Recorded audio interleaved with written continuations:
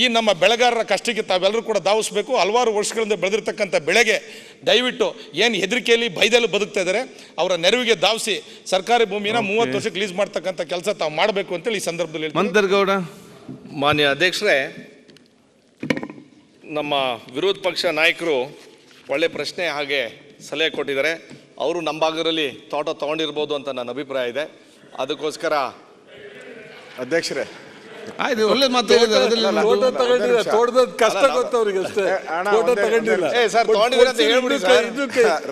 ನಾವು ತೋಟ ಕೊಡ್ತೀವಿ. ರಾಜೇಗೌಡ್ರೆ, ರೆಕಾರ್ಡ್ ಹೋಗ್ಬಾರ್ದು, ಅದು ರೆಕಾರ್ಡ್ಗೆ ಹೋಗ್ಬತ್ತೆ. ನಂದೇ ಒಂದೇ ಒಂದು ಅಂಗ್ಲ ಇಲ್ಲ, ನನ್ನ ಹೆಸರಾಗ್ಲಿ ನನ್ನ ಮಕ್ಕಳ ಹೆಸರಾಗ್ಲಿ ಯಾರ ಹೆಸರಲ್ಲೂ ಒಂದು ಅಂಗ್ಲನೂ ಇಲ್ಲ.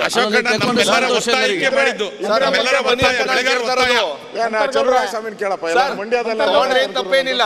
ಯಾರು ಸಿಗ್ನಿಲ್ವಾ ನಮ್ಮ ತಗೊಂಡ್ರೆ ತಪ್ಪೇನಿಲ್ಲ ಸರ್. ತಗೊಂಡ್ರೆ ನಮ್ಮ ನೇಬರ್ ಆಗಿ ಬನ್ನಿ, ತೊಂದರೆ ಇಲ್ಲ, ಖುಷಿನೇ ಆಯ್ತೀವಿ. ಅಧ್ಯಕ್ಷ, ನೀವು ನೆಮ್ಮದಿಯಾಗಿದ್ದೀರಾ ಇರಿ, ನಾವು ಬರಲ್ಲ. ಈಗ ಅಶೋಕ್ ತಗೊಂಡ್ರೇನೆ ನಮ್ ಕಷ್ಟ.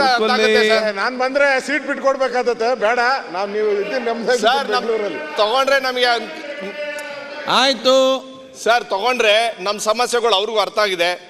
ಕಳೆದ 5 ವರ್ಷದಲ್ಲಿ ಫ್ರೀ ಕೊಟ್ಟು ಬಿಡಿ, ಅರ್ಥ ಆಗ್ತದೆ ಅವಾಗ.